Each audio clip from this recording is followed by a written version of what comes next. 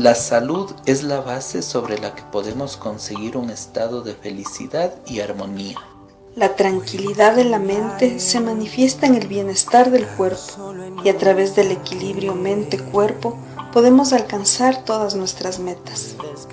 Triple E es el programa que promueve la salud mental y física para que equilibre su vida, canalice su energía y alcance el éxito. Soy la doctora Yolanda Galarza.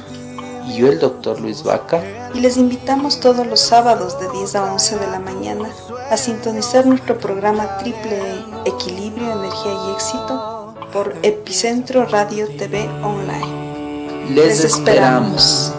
Empieza por mí. Buenos días, les damos la bienvenida a nuestro programa Triple E. Les saludamos desde la mitad del mundo a través de Epicentro Radio TV Online. Soy la doctora Yolanda Galarza y este día estaremos hablando sobre el estrés laboral. Bienvenida, distinguida audiencia, damos inicio al programa Triple E. Pueden ver nuestro programa en Facebook, somos Epicentro Radio TV Online. Soy el doctor Luis Vaca y estaremos hablando el día de hoy sobre estrés laboral. Y empezamos hablando sobre el tema de una forma general. Para la OMS, el estrés es un conjunto de reacciones fisiológicas que preparan al organismo para la acción. Es decir, es gracias al estrés que el organismo se pone alerta para dar una respuesta adecuada que nos permite una adecuada conducta. Por ejemplo, si es que una persona está distraída y va a cruzar la calle o está viendo el celular y va a cruzar la calle y pasa un carro y le pita intensamente, pues esa persona se pondrá en alerta y rápidamente o regresará a la vereda o cruzará rápidamente la calle. Esta reacción es justamente el estrés cuando es saludable, cuando es positivo y es adaptativo. Pero ¿qué sucede cuando la sobrecarga de estímulos estresantes nos aqueja cada día y no sabemos cómo manejarlos? En este caso, cuando no sabemos cómo manejarlos, vamos a ver que el estrés nos provoca una serie de padecimientos, que es justamente lo que vamos a tratar ahora. Los síntomas del estrés tenemos que en la parte emocional, los síntomas pueden desencadenarnos depresión o ansiedad, ¿no? Son dos temas que nosotros hemos visto ya en los programas anteriores y que hemos visto que son incapacitantes, es decir, que la persona, tanto por depresión como por ansiedad, puede llegar a no funcionar adecuadamente y por eso se considera trastorno en la salud mental. También tenemos como síntomas de estrés la irritabilidad, es decir, que la persona se vuelve muy sensible y puede ser agresiva e incluso hosca en su trato. El miedo permanente, especialmente a que le suceda algo inadecuado, algo que no esté dentro de sus planes. El nerviosismo, ¿no? Que es una persona alterada con una dificultad para poder relajarse y disfrutar lo que está haciendo. La confusión, especialmente en sus pensamientos, en sus ideas, lo que no le permite dar solución a sus problemas. Y las fluctuaciones del estado de ánimo que pueden ir desde la ira hasta la depresión y luego pasar a un estado de apatía total, ¿no? Son estos los síntomas emocionales del estrés. También vemos que en los pensamientos hay alteraciones, hay un excesivo temor al fracaso, que es lo que justamente le altera, le pone nervioso, le hace sufrir, ¿no? Una excesiva autocrítica, muchas veces acompañada de sentimientos de culpa. Los olvidos o la dificultad para concentrarse, entre otras cosas, porque sus funciones mentales superiores se ven disminuidas. Tanto la atención, la percepción, la concentración, la memoria se disminuye y por eso las personas con estrés no pueden rendir al 100% ni en estudios ni en su trabajo. Igual tienen dificultad para tomar decisiones porque sus pensamientos son muy caóticos, como habíamos dicho, y los pensamientos negativos son los que imperan en esa persona, haciendo que tenga una sensación de una catástrofe inminente. Dentro de los síntomas conductuales tenemos que es muy común en problemas de estrés la risa nerviosa, y muchas veces la gente la malinterpreta porque piensa que es una forma de burla o de quemeimportismo, pero muchas veces es porque la persona no sabe cómo actuar, ¿no? Y por esto se da, es un síntoma de estrés. Igual trato brusco hacia los demás, ¿no? Suele ser una persona intolerante debido a que está en alerta permanente, como habíamos dicho. Muchas veces en estas etapas, cuando hay muchos estímulos estresantes y las personas no saben cómo manejarlos, vamos a ver que hay un incremento del consumo del tabaco, alcohol y otras drogas. Ahí puede ser su inicio, puede ser el inicio de una adicción, ¿no? Dentro de los cambios físicos tenemos la tensión muscular, que es muy común. Esta tensión muscular hace que haya un dolor permanente, muchas veces de cabeza, de cuello, de hombros. Las manos frías o sudorosas como una expresión del nerviosismo con que está todo el tiempo. El insomnio, que son su dificultad para dormir, porque muchas veces está analizando, está profundizando sobre sus problemas durante la noche y esto le quita el sueño. La fatiga, ya que el estar alerta todo el tiempo pues suele ser muy agotador. La respiración agitada como una expresión de una alteración emocional en la que la persona está sumamente irritable. Las disfunciones sexuales también son muy comunes, especialmente la falta de apetito sexual.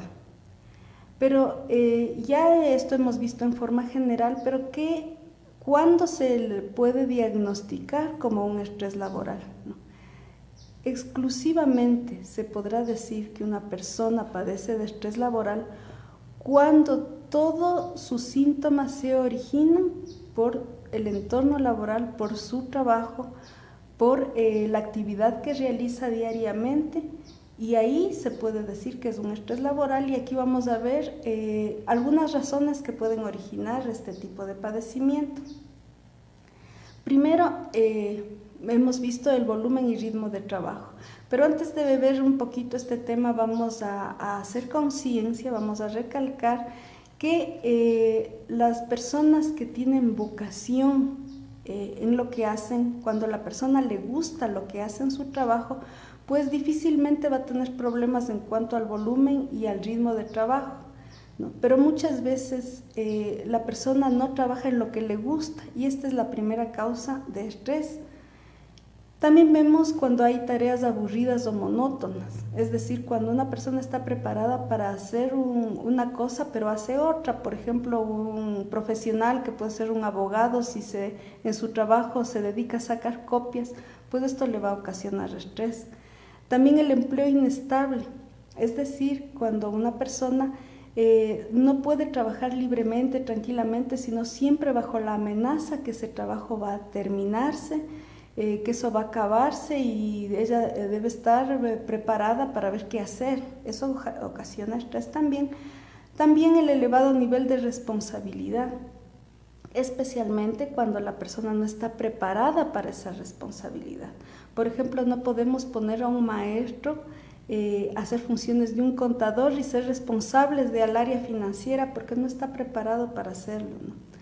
Igual la exposición a tareas insalubres o peligrosas, ¿no? A tareas insalubres cuando no se tiene la preparación ni el equipo para manipular cosas tóxicas, materiales tóxicos, y las peligrosas cuando no se tiene ni la vocación ni la preparación. Por ejemplo, un policía debe estar preparado y debe tener la vocación de manejar el peligro de tal manera de protegerse él mismo y a las demás personas. La falta de apoyo también causa estrés laboral, especialmente cuando la profesión que uno tiene o la actividad a la que se dedica no es valorada por la familia o es menospreciada por sus compañeros de trabajo o jefes. También el acoso por parte de sus compañeros o superiores es una causa de estrés laboral y esto suele ser muy común, y vamos a ver que las relaciones interpersonales dentro de el trabajo suelen ser las que con más frecuencia causan el estrés. También la utilización inadecuada de posiciones de poder. Aquí vamos a ver que hay líderes o jefes que no están preparados para hacerlo. Y pues estas personas lo que hacen es una especie de círculo de amistad con sus compañeros de trabajo mientras marginan a otros, ¿no? Esto ocasiona también problemas en el resto del equipo que pueden dar lugar al estrés. La falta de reconocimiento, especialmente cuando una persona hace el trabajo pero otra se lleva el crédito. Esto suele ser muy común en algunos lados y ocasiona mucho malestar. Igual cuando el trabajo es menospreciado, pero bien que se lo utiliza, ¿no? Esto genera mucha frustración. Las condiciones ambientales del lugar de trabajo también son importantes porque pueden originar estrés, es decir, los lugares estrechos, que no son cómodos, que no hay la suficiente luz, etcétera, pueden dar lugar a este tipo de trastorno, y la combinación de todos los anteriores, de algunos o de todos los anteriores, ¿no? Vamos a ver ahora los tipos de estrés laboral. Vamos a encontrar dos tipos de estrés laboral, el episódico y el crónico. Es episódico cuando se da de forma puntual y momentánea en el tiempo, de corta duración, y es esporádico cuando hay un pico de trabajo, un despido, una discusión con un compañero o la rendición de un trabajo. Es decir, el episódico se da puntualmente por un estímulo estresor. Terminado el estímulo estresor, la persona termina también con los síntomas del estrés. Por ejemplo, si es que hay un jefe déspota, ocasiona estrés, el jefe se va, la persona recupera su estado normal. Este es el más fácil de manejar y normalmente no requiere intervención profesional. Lo contrario ocurre con el crónico, que se da ante una exposición constante y prolongada de diversos factores estresantes. Puede ser la continuación del episódico, es el más perjudicial y con más complicaciones para la salud. Es decir, es cuando el estímulo estresante permanece demasiado tiempo. En el mismo ejemplo, el jefe no está por 2 meses, sino está por 5 años, entonces la persona aprende a estar a la defensiva, está con un estado de alerta permanente que es el estrés. Resulta que este jefe ya se va, pero el trabajador sigue desconfiado, sigue alterado, ha producido ya problemas de salud, y ahí sí es necesario la intervención profesional. Con esto terminamos esta primera parte para ver el enfoque médico por parte de Luis. Bueno, el estrés ha ido aumentando, todas los factores, las circunstancias, los estímulos estresantes han ido en aumento. Sin embargo, la Organización Mundial de la Salud no le consideraba como una enfermedad al estrés laboral, pero en mayo del 2019, en este año, le incluye el desgaste laboral, antes conocido como síndrome de Burnout o del quemado, en la lista de enfermedades de la Clasificación Internacional de Enfermedades 11, con el código QD85. Esta lista se pondrá en vigencia en el 2022 y le conceptualiza como problemas asociados al empleo o al desempleo, siendo un síndrome resultado de un estrés crónico en el trabajo, como lo mencionó Yolita. Para ser desgaste laboral tiene que relacionarse con el trabajo que no fue gestionado con éxito, teniendo 3 elementos importantes: una sensación de agotamiento, que es una fase ya terminal. Vamos a ver más adelante las fases del estrés. Es una fase ya terminal del estrés, una sensación de agotamiento, sentimientos negativos hacia el trabajo, por esa razón es un desgaste laboral, y una reducción del rendimiento, lo que provoca eficacia profesional reducida, es decir, que no solo le altera a la persona, sino que también ya altera en su productividad en el trabajo. Hay personas que no acuden a su lugar de trabajo, entonces hay ausentismo laboral. Hay personas que piden rotaciones en el trabajo, que cambien los turnos, etcétera. Entonces, todo esto significa que ya le ha alterado las circunstancias, las estresantes del trabajo, y le ha producido una enfermedad que se conoce como desgaste laboral. Hay algunos determinantes del estrés. En este caso, en forma general, más que el estrés laboral, voy a referirme a los determinantes generales. Y va a haber determinantes psicológicos, es decir, cómo la persona actúa, cómo la persona es normalmente, cuál es su personalidad. Pero también dentro de los determinantes psicológicos es cómo percibe los estímulos. Más adelante vamos a ver esto. También hay determinantes sociales y ambientales. En este caso, pues, y en los trabajos, tenemos que considerar que cualquier circunstancia, cualquier aspecto del trabajo puede convertirse en un estresor o en un protector. Por ejemplo, todo lo que le cause molestia a la persona, todo lo que le cause malestar, va a ser un estresor. Un ejemplo de esto, por ejemplo, la luz, la temperatura, el frío, si es que hay poca luminosidad, si es que está un ambiente muy frío o muy caluroso, va a convertirse en un estresor. Mientras que si es que le genera comodidad, como una temperatura adecuada, luminosidad adecuada, que no haya humedad, va a ser un protector de la salud, y en este caso para que no se desencadene el estrés.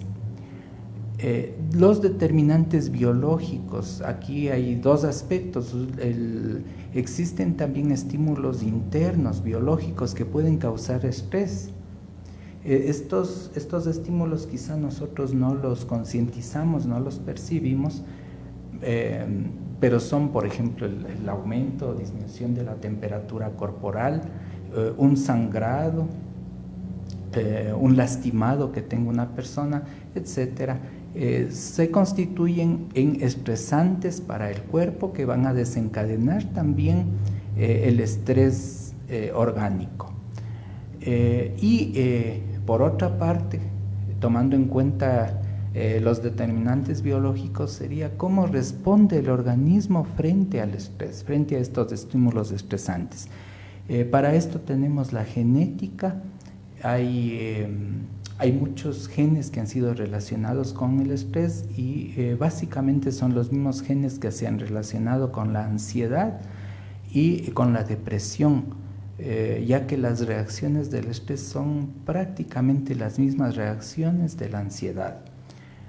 Existe además la epigenética, es decir, se han hecho muchos estudios en donde el ambiente ha hecho reaccionar a los genes y ha hecho que de alguna manera se herede ciertos comportamientos que tiene el ser humano.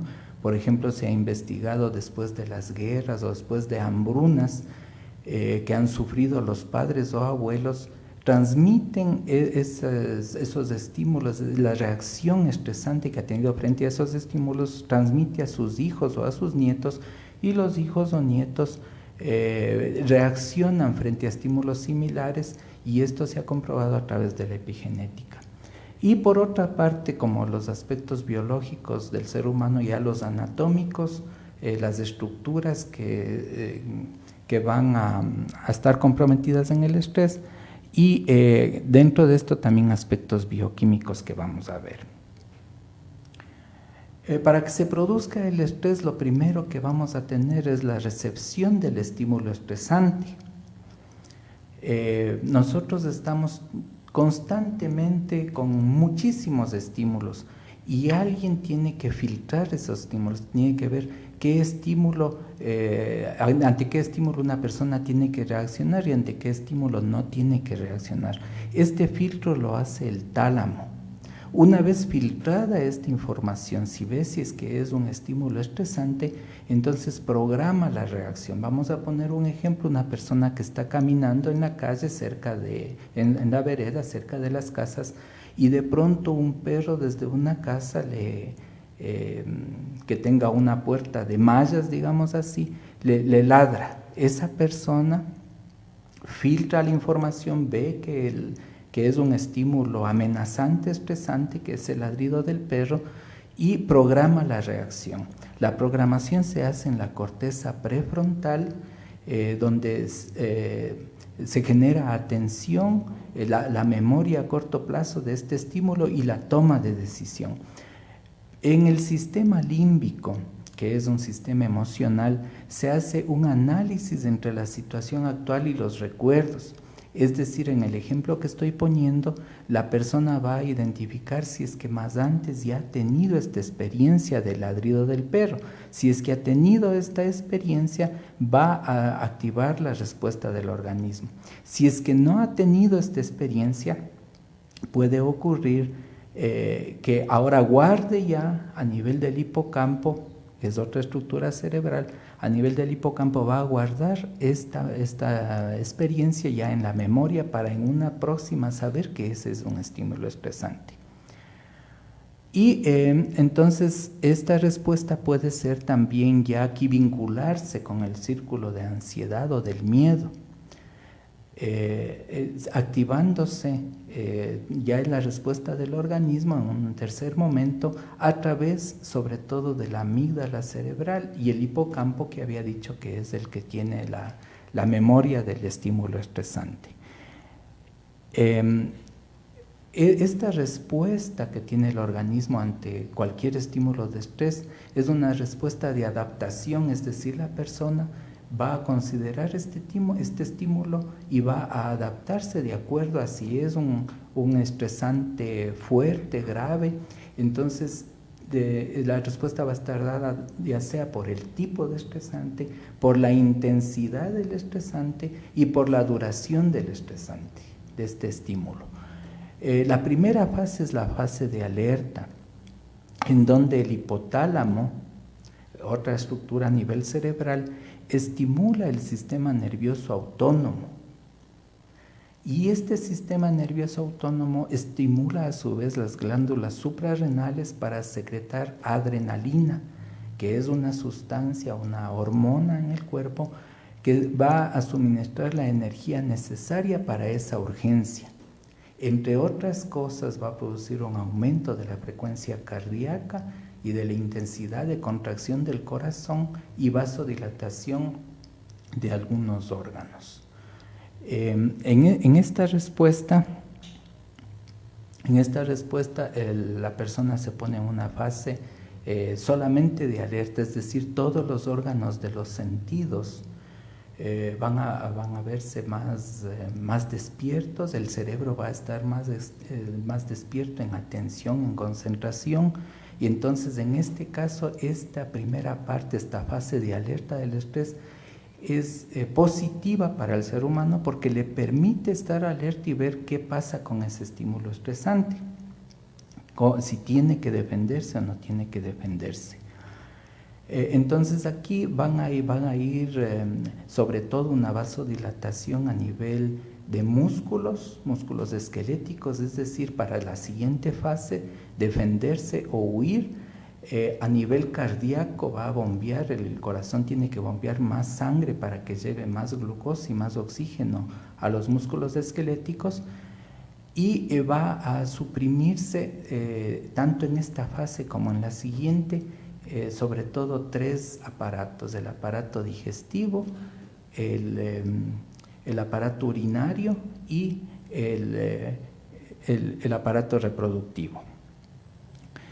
Si es que en el ejemplo que estoy poniendo simplemente identificó el estresante, que era el ladrido del perro, y no pasó nada más, empieza después de esta fase de alerta, de haber recibido el estímulo y haber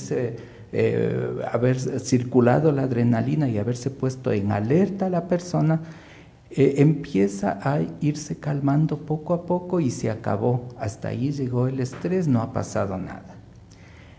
Pero puede ocurrir que exista después de esta primera parte del estímulo estresante una segunda parte en donde viene ya, digamos que el perro logró abrir la puerta y perseguirle a la persona. Entonces ya viene una segunda fase del estrés, que es la fase de defensa o resistencia. En esta fase es importante porque todo tiene que ver también con la interpretación, tanto en la primera como en esta, la interpretación que tiene la persona de ese estímulo estresante y cómo va a guardar en su memoria. Entonces vamos a poner el ejemplo de que le ladró el perro, pero esa persona quiere a las mascotas, les quiere mucho, entonces le ladró y puede reaccionar acercándose a esa mascota, acariciarle, darle de comer, saludarle, yo qué sé.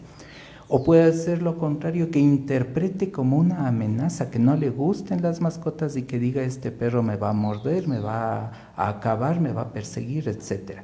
Entonces, en esta segunda fase, esta parte es importante porque en esta segunda fase puede ser que exista el estímulo realmente, es decir, en el ejemplo que estoy poniendo, el estímulo puede ser el perro que ladró y que sale a perseguirle, o simplemente puede ser producto de su interpretación a pesar de que no existe el estímulo. Entonces la persona puede decir: el perro puede saltarse, puede empujar la puerta, puede morderme, puede agredirme. Entonces puede existir en esta parte ya el estímulo presente o no existir. Y esto es importante para ya el control del estrés, que más adelante veremos. En todo caso, en esta fase de defensa o resistencia ya el cuerpo se pone en una actividad para, como dice esta fase, para resistir este estímulo, enfrentarse o huir. Se activa entonces aquí sí un eje que se llama eje hipotálamo hipofisario adrenal. Es decir, ya no solo el sistema nervioso está en alerta, sino que se comunica el sistema nervioso con las glándulas para que las glándulas puedan mantener ya en actividad al cuerpo y al organismo más preparado para, en el tiempo, para que pueda defenderse de este estímulo estresante. Entonces el hipotálamo secreta una hormona liberadora de corticotrofina que va y estimula a la hipófisis, que es una glándula también que se encuentra en la base cerebral, y esta a su vez secreta una hormona que se llama corticotrofina. Esta hormona va por la sangre, viaja por la sangre y estimula a las glándulas suprarrenales, que son dos glándulas pequeñas que están encima del riñón y que secretan a su vez una hormona que se llama cortisol. Este cortisol lo que hace es ya mantener constante la glucosa para poder nutrir los músculos del oxígeno y para nutrir tanto músculos como corazón y cerebro básicamente. Y asegura además que estas reservas de glucosa se estén renovando, es decir, ya va a activar mecanismos para sacar glucosa desde el hígado, desde las proteínas, desde las células adiposas. Esta parte pues es importante porque acá, combinado con la primera fase en donde estaba la adrenalina elevada, va a producirse una activación mayor de los músculos esqueléticos para poder enfrentar el estímulo o huir, y a su vez va a suprimir toda la actividad del aparato digestivo, el aparato reproductivo, el aparato urinario, pero también ya en esta fase disminuye la actividad del sistema inmunológico. Entonces, en esta fase, sobre todo, ya se presentan algunas sintomatologías, como nos indicaba anteriormente Yolita. Por ejemplo, si ya está tensionado los músculos, va a haber dolor muscular. Si es que la parte del estómago, intestino no está funcionando, a lo mejor se viene algún dolor en estos órganos. Si es que este estímulo se mantiene, sigue permanentemente, va a presentarse mucha sintomatología que debe ser bien percibida por la persona para no dejar que avance el estrés a la siguiente fase. Si ustedes imagínense, por ejemplo, si esto está ocurriendo en un niño, deja de actuar el aparato digestivo y por tanto el niño ya va a tener una desnutrición. Y así se van empezando ya algunos tipos de enfermedades que se presentan ya en la siguiente fase del estrés. Entre esta y la siguiente fase aparecen sintomatologías, en esta fase sintomatologías probablemente aisladas, que en la siguiente ya van a producir enfermedades serias por causa del estrés. La siguiente fase entonces es una fase de agotamiento o de relajamiento que se llama.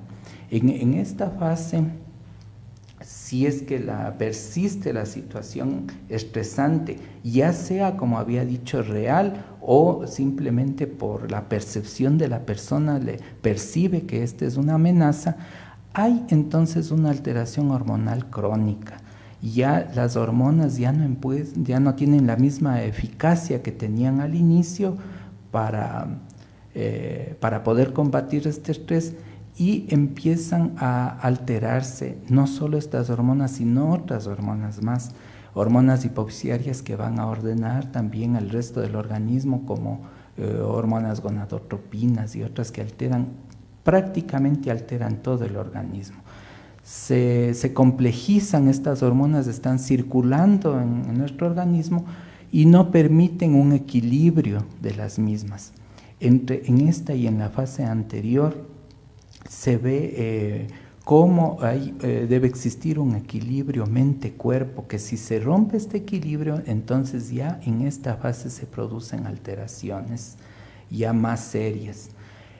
Como bajan las defensas, hay una alteración inmunológica, puede ocurrir cualquier tipo de enfermedad en la persona, desde una simple gripe hasta enfermedades muy serias, enfermedades autoinmunes e incluso el cáncer, que ahora se ve que es también producto del estrés. Entonces, esta fisiología que hemos hablado es la fisiología que ocurre normalmente frente a cualquier estímulo estresante. Hablando del estrés laboral, entonces tenemos que determinar cuáles son los estresantes que existen en el trabajo. Vamos a ver un poquito más adelante. Ustedes tienen ahí un diagrama en donde dice eventos traumáticos o estímulo estresor, y aquí vemos cómo normalmente se activa el hipotálamo, la pituitaria o hipófisis, la corteza adrenal. Acá también algo que ocurre es que el cortisol, que es secretado por las glándulas suprarrenales, van a actuar sobre el cerebro, básicamente sobre el hipocampo, que le produce una disminución de tamaño. El hipocampo es donde están los recuerdos, y aumenta la amígdala, que les decía, la amígdala cerebral, que les decía que esta es la desencadenante tanto del estrés como de ansiedad, y también tiene que ver con depresión y otras enfermedades. Cuando esta aumenta de volumen, se vuelve más sensible y convierte esto en un círculo vicioso que provoca el estrés. Hasta aquí entonces vemos la parte biológica de la fisiología del estrés. Vamos a pasar a un corte musical y luego continuaremos con Yolita para continuar con esto de la comunicación y el estrés laboral.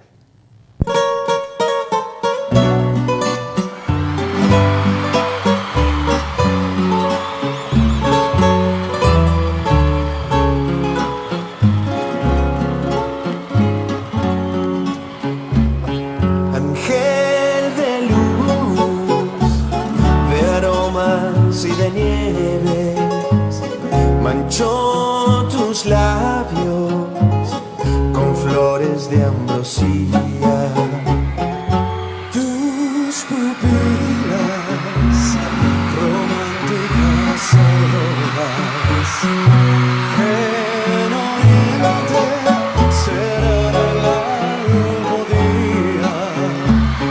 Dentro tu pecho guardas conciertos de notas, perfumes de nardos, de flores de alma.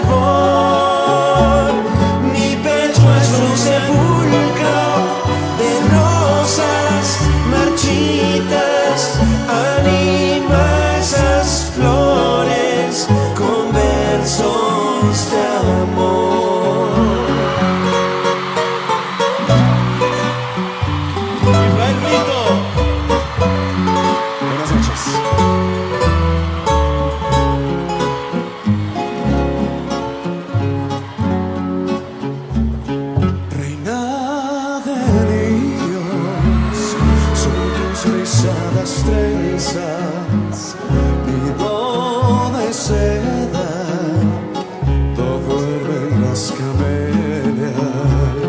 Deja que poseen mis glaciales labios, que están enfermos por falta de tu amor.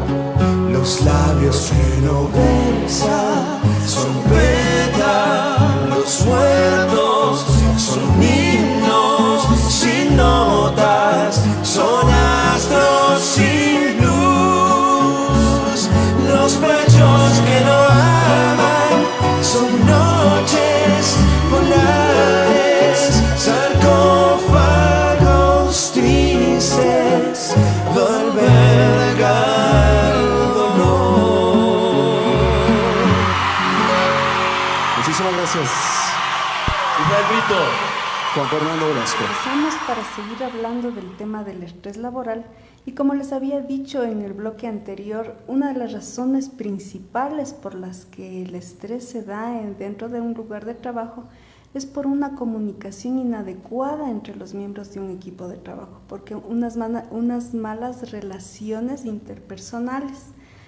Y así vamos a ver que la comunicación que genera estrés laboral está dada por determinadas circunstancias que producen malestar en todos los miembros de un trabajo.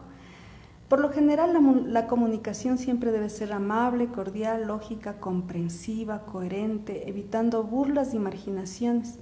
Sin embargo, hay situaciones que rompen esta armonía. Aquí tenemos, por ejemplo, el filtrado, que es un grupo de personas o una persona que tiene un deseo excesivo de agradar al jefe y hace que su comunicación esté sesgada hacia lo que los superiores desean oír. Es decir, es una persona o un grupo de personas que no permiten que el resto del equipo se sienta cómodo porque no puede ser libre, teme que todo sea comunicado a los superiores, a los jefes, y esto crea mucho malestar. También tenemos un tipo de comunicación que es la percepción selectiva, en el que el receptor solo toma la información de acuerdo a sus necesidades, motivaciones, experiencias, etc., perdiendo el resto de la información. Es decir, es una persona o un grupo de personas que no les interesa trabajar en equipo, solo les interesa a ellos estar bien, y esto resulta muy molesto para los demás y puede generar estrés. También la sobrecarga de información puede ser nociva cuando la información que se proporciona excede el límite de lo que podemos manejar. Esto normalmente se da en trabajadores que no tienen funciones específicas, es decir, pueden hacer tanto trabajos de secretaría como tomar decisiones o hacer análisis de documentos, es decir, no tienen algo específico y están empapados de mucha información que no solo les crea estrés a ellos, sino que también crea malestar y este tipo de trastorno que es el estrés laboral en todo su grupo de trabajo. Pero realmente la comunicación que más genera estrés laboral es la comunicación aprensiva. Y aquí nos referimos a una comunicación que tiende a ser agresiva, hosca, en la que hay tensión, ansiedad o estrés que experimenta un individuo. Esto se nota en las comunicaciones que tiene, ya sea de manera oral o escrita. Aquí vamos a ver que, por ejemplo, jefes con una relación muy vertical, con un trato muy displicente, hace que sus subalternos se enfermen. Igual cuando entre compañeros de trabajo hay una rivalidad o una competencia desleal, un clima laboral tenso, pues va a hacer que haya este tipo de trastornos en todos los miembros del equipo. Pero, ¿cómo hacemos para prevenir el estrés laboral? Primero, lo que recomendamos es mantener una comunicación empática. ¿Y qué es una comunicación empática? Es ponerse en el lugar del otro. Si es que, les hago una analogía, ¿no? Si es que una persona es empujada por otra, la persona normalmente lo que va a hacer es defenderse. Pero ¿qué pasa si es que se da cuenta que la persona que le empuja está ciega? No, en ese momento pues no va a pelear, seguramente va a comprender y va a seguir su camino. Esto es la empatía, comprender lo que el otro está pasando. Como les decía, muchas veces las personas hoscas, las personas groseras, las que son justamente las que tienen muchos problemas en su salud mental, muchos problemas tal vez en su casa, en su familia, ¿no? El comprenderlas de ninguna manera significa que uno deba permitir que le traten mal, pero sí significa que uno no debe hacer caso de estas situaciones, no debe darles atención, no debe herirle, no le debe tomar de una forma personal, ya que es una situación muy aparte, muy privada de la otra persona que es agresiva.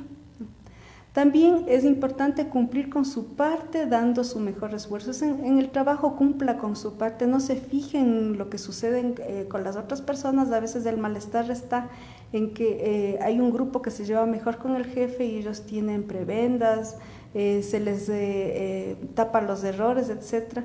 Y eso genera malestar, pero es importante hacer lo que tenemos que hacer en el trabajo y estar con nuestra conciencia en paz, dando nuestro mejor esfuerzo y seguir aportando al desarrollo de este trabajo en equipo que se debe dar.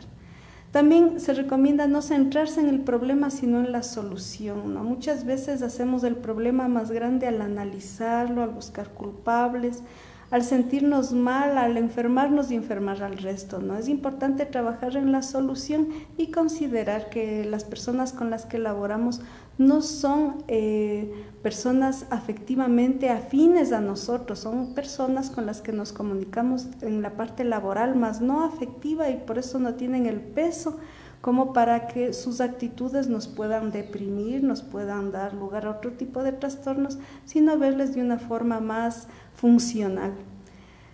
Otro punto que tenemos para prevenir el estrés es poner toda nuestra voluntad para entusiasmarnos y apasionarnos por lo que hacemos.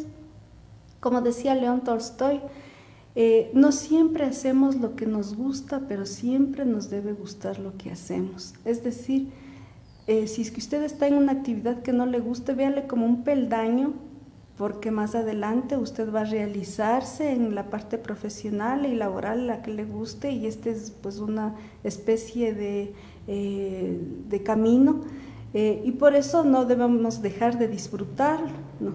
Haga que las cosas le guste, porque el aprender es un privilegio que tenemos las personas con salud, con bienestar, con capacidad, así que es un lujo y una verdadera bendición, así que debemos aprovecharlo.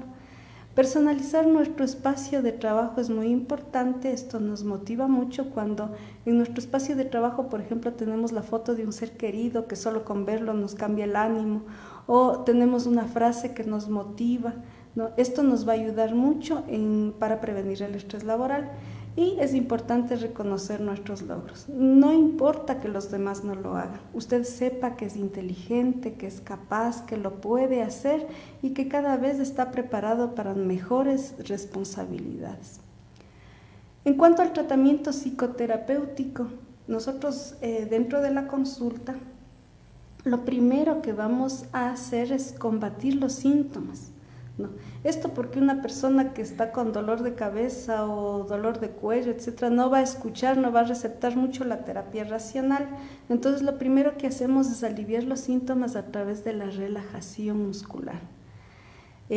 Luego vamos a ver que es necesario el adestramiento de técnicas de autocontrol. Esto es técnicas que están encaminadas al control de emociones, de sentimientos, de pensamientos.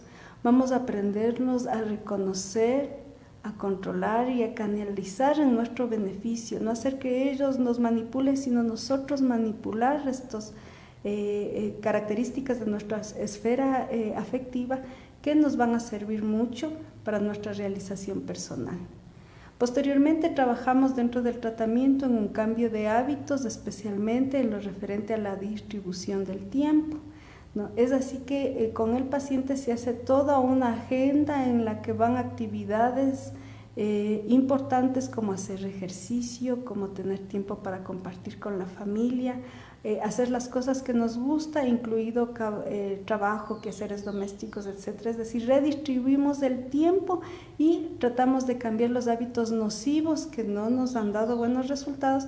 Por ejemplo, dormir hasta muy tarde o encerrarnos a ver televisión, que nos hace tiempo gastado más no bien empleado. Luego tenemos como parte del tratamiento crear conciencia de qué estímulos nos generan estrés, esto con el fin de poder manejarlos, ¿no? Entonces, por ejemplo, si es que alguien nos dice me estresa el trabajo, debemos saber dentro del tratamiento exactamente qué le estresa de su trabajo, sea las actividades que hace, las relaciones humanas, la parte financiera, con el fin de que usted intente nuevas formas de conducta que no permitan que el estrés le cause daño, sino que lo maneje de forma positiva, que es justamente el último paso, transformar el estrés negativo en positivo. Es decir, si por ejemplo usted tenía estrés porque no era reconocido en el trabajo, porque siempre otro se lleva el crédito, pues esto lo convertimos en un estímulo que le motive a que usted ya no trabaje para otro, sino para usted mismo y de pronto cree su propia empresa. Entonces, este es el tratamiento que nosotros utilizamos para este problema de estrés laboral. A continuación, Luis nos habla del tratamiento médico. Tanto en el tratamiento como en la prevención del estrés hay algunas cosas que hacer desde la parte médica. Como yo les decía, hay esas dos fases de alteraciones del estrés y no hay que dejar pasar, no hay que dejar llegar a la última fase en donde ya vienen las enfermedades graves, sino identificar antes los estresores, pero también los recursos con que contamos para afrontarlos. Y esta identificación tiene que ser dentro de lo laboral, en el estrés laboral, pero también tanto en lo familiar como en lo social. Se calcula que una persona de 60 años, un tercio de su vida, es decir, 20 años, ha pasado durmiendo. Dentro de los otros 40 años que ha pasado despierto, se habla de que aproximadamente unos 3/4, es decir, unos 30, 35 años, ha pasado estudiando y trabajando. Y los otros 5 años ha pasado pues en actividades ya más sociales y familiares. Eso quiere decir que el trabajo le lleva un buen tiempo, un gran tiempo a la persona normalmente, y por eso se provocan estas enfermedades como el estrés laboral.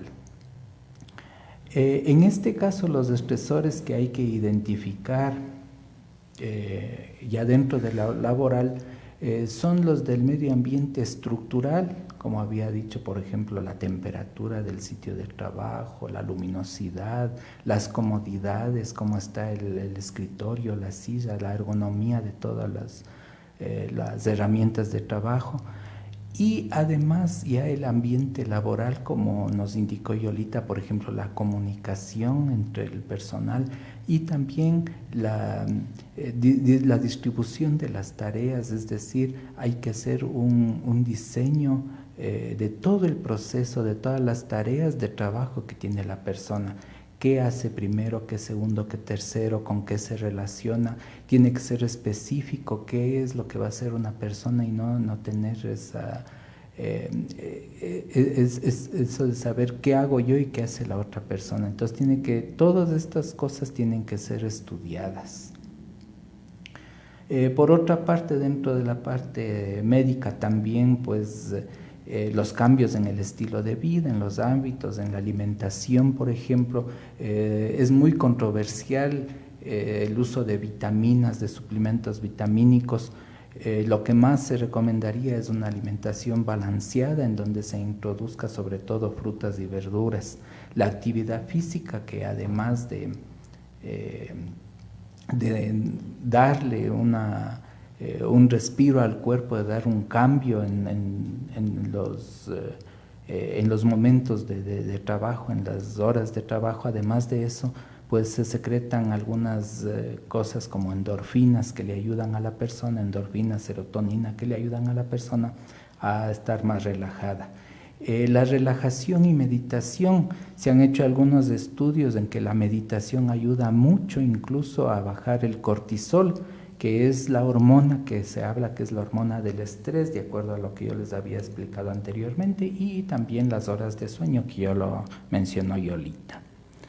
El tratamiento médico prácticamente son todas estas actividades que he puesto como prevención, y ya también hay que pensar que es un tratamiento multidisciplinario. Entonces aquí hay que ayudarse de la parte psicológica con una buena psicoterapia, identificar otra vez los estresores del cambio de estilo de vida, que ya lo mencioné, y ya como tratamiento médico la parte farmacológica más va hacia la parte sintomática, ya que el estrés mismo no es totalmente una enfermedad, sino un conjunto de sintomatologías que pueden desencadenar enfermedades a las que sí hay que curar. En todo caso, cuando aparecen las molestias y dolores, esa es una información que el cuerpo nos está diciendo que algo malo está pasando en el organismo, algo malo está pasando en el cuerpo.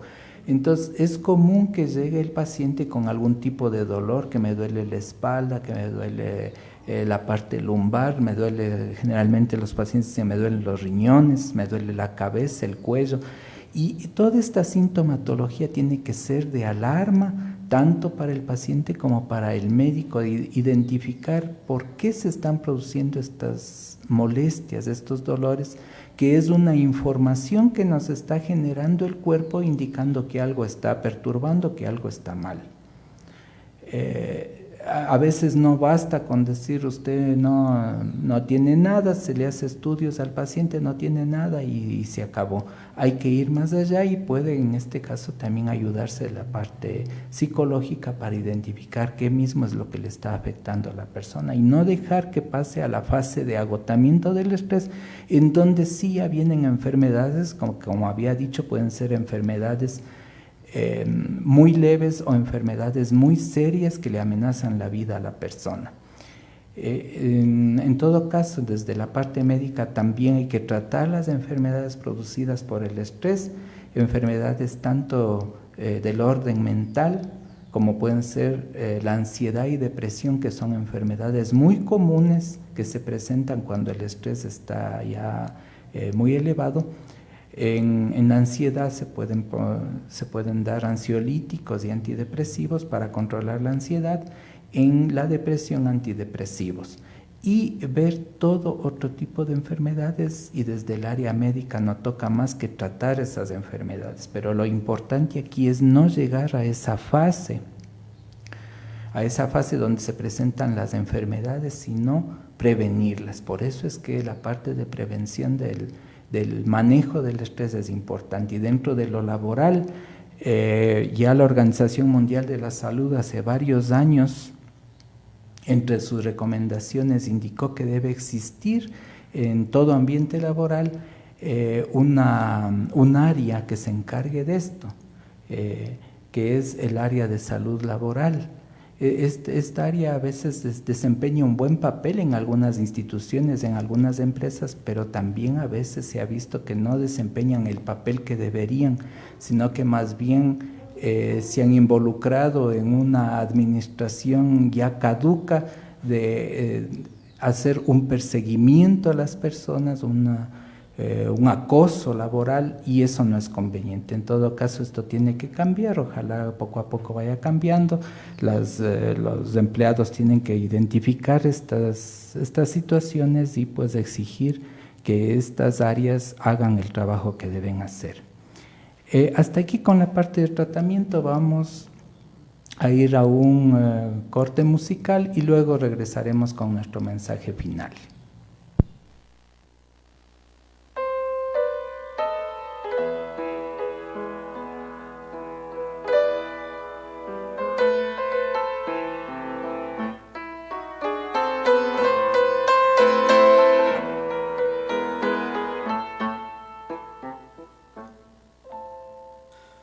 Amar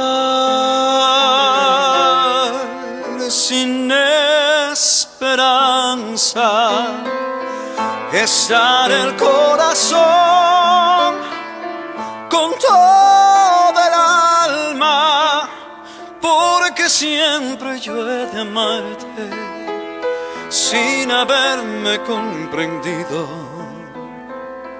Qué triste es el vivir soñando una ilusión que nunca me vendrá.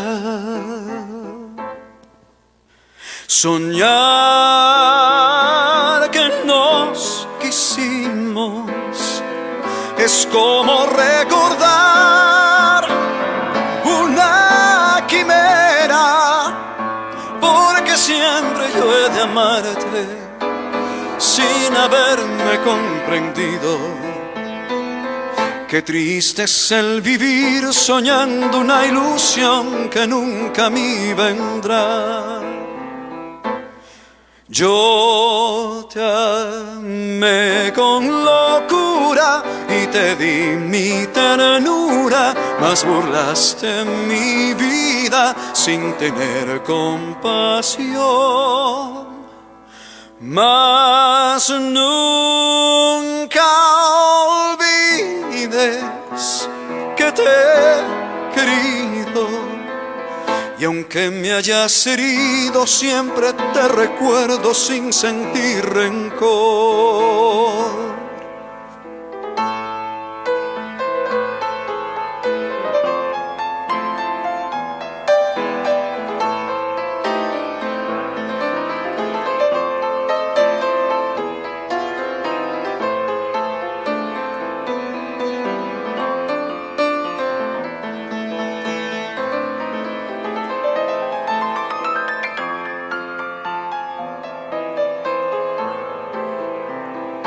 Yo te amé con locura y te di mi ternura, mas burlaste mi vida sin tener compasión.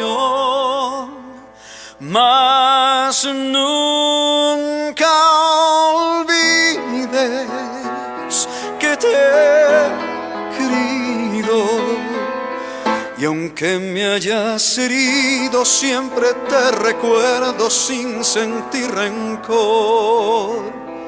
Y aunque me hayas herido, siempre te recuerdo sin sentir rencor.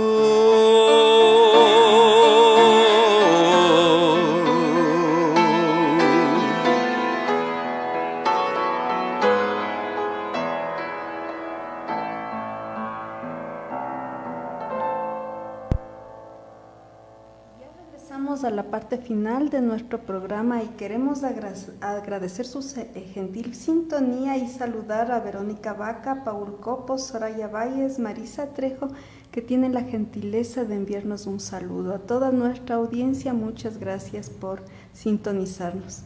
Y vamos a terminar con nuestro mensaje final. Y como les decía, el estrés laboral se previene a los 16, a los 17 años cuando la persona escoge su carrera.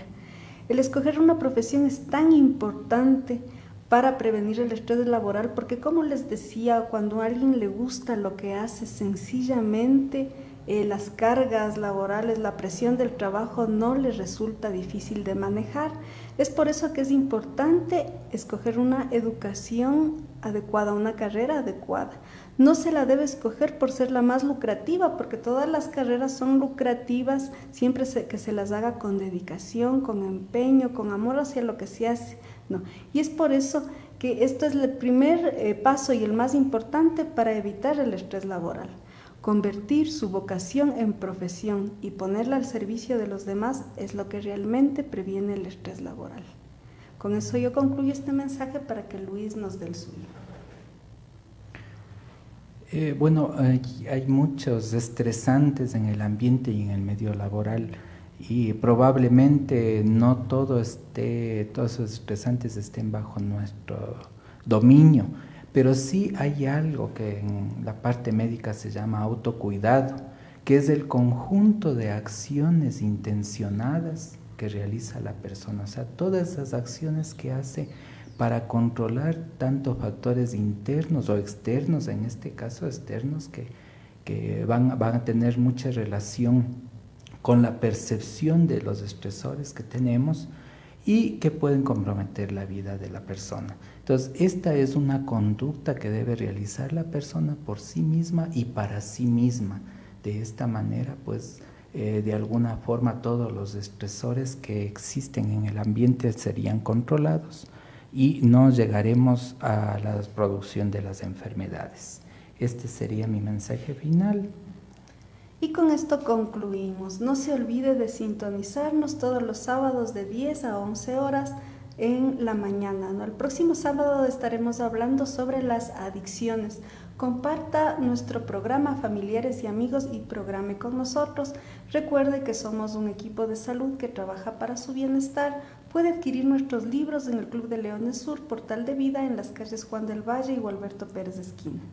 Nos despedimos de ustedes invitándoles una vez más a nuestro siguiente programa el sábado 30 de noviembre de 10 a 11 de la mañana. Hablaremos sobre las conductas adictivas. Están invitados a participar. Recuerden siempre aplicar la Triple E en su vida. Busquen su equilibrio, canalicen su energía y alcancen el éxito. Agradecemos a nuestra directora Cristina Argüello. Gracias por sintonizarnos. Les dejamos con un tema musical. Hasta pronto. Tú eres mi amor, mi dicha y mi tesoro, mi solo encanto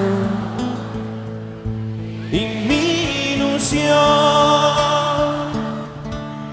Tú eres mi amor.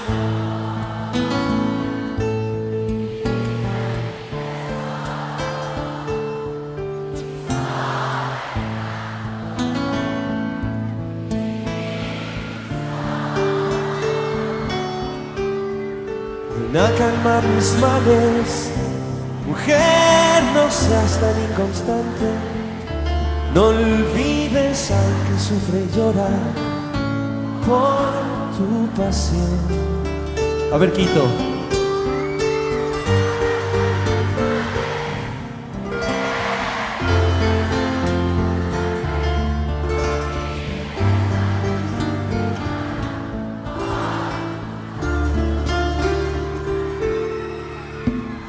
Yo te daré mi amor, mi fe, todas mis ilusiones tuyas son.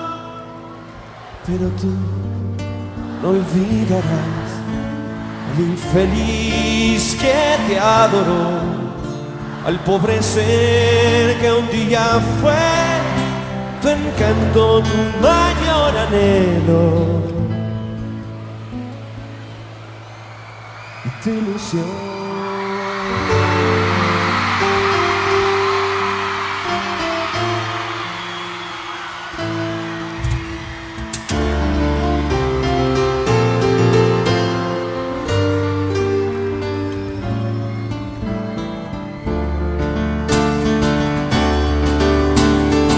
A calmar mis males, mujer, no seas tan inconstante. No olvides al que sufre y llora por tu pasión.